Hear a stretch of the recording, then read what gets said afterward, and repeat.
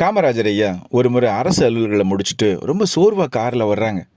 ஒரு கிராமம் வழியாக போகும்போது அங்கே இருக்கிற கூட்டத்தை பார்த்த காமராஜர் ஐயா டிரைவர்கிட்ட காரை நிறுத்துனே அப்படின்னு சொல்லிட்டு கார்ல இருந்து இறங்கி அந்த மக்கள் கூட்டத்து பக்கத்தில் போய் தள்ளுங்க தள்ளுங்க வழி விடுங்கண்ணே அப்படின்னு சொல்ல எல்லாம் காமராஜர் ஐயாவை பார்த்த அந்த மக்கள் டக்குன்னு விலகி கையெடுத்து கும்பிட்டு வழி விடுறாங்க. சண்டை போட்டுட்டு இருந்தவங்க விலகி நிற்க, உங்கள் ரெண்டு பேருக்கும் என்ன சண்டை, என்ன பிரச்சனைன்னே அப்படின்னு காமராஜர் ஐயா கேட்க, சுற்றி இருந்தவங்க தான் பெரியவன்னு ரெண்டு பேரும் அடிச்சுக்கிறாங்க ஐயான்னு சொல்கிறாங்க.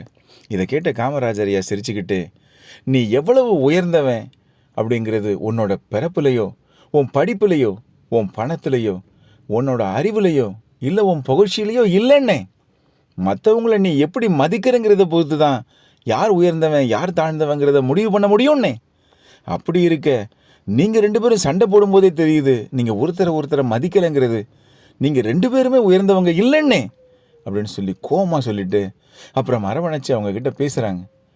சண்டை போடுறதுனால எந்த பிரயோஜனமும் இல்லை, விட்டு கொடுக்குறவன் தான் நல்ல மனுஷன், அவனால தான் நல்லா வாழ முடியும்னே அப்படின்னு காமராஜர் ஐயா சொல்லி சமாதானப்படுத்தி அனுப்புகிறாங்க. காமராஜர் ஐயாவுக்கு எந்த ஒரு விஷயமா இருந்தாலும் சரிங்க, டக்குன்னு யோசித்து அடுத்த நிமிஷத்துலேயே முடிவெடுத்து நல்ல தீர்ப்பாக சொல்லிடுவார். காமராஜர் ஐயா ஒரு சராசரி மனுஷனை விட பெரிய லெவலில் வாழ்ந்தவருங்க.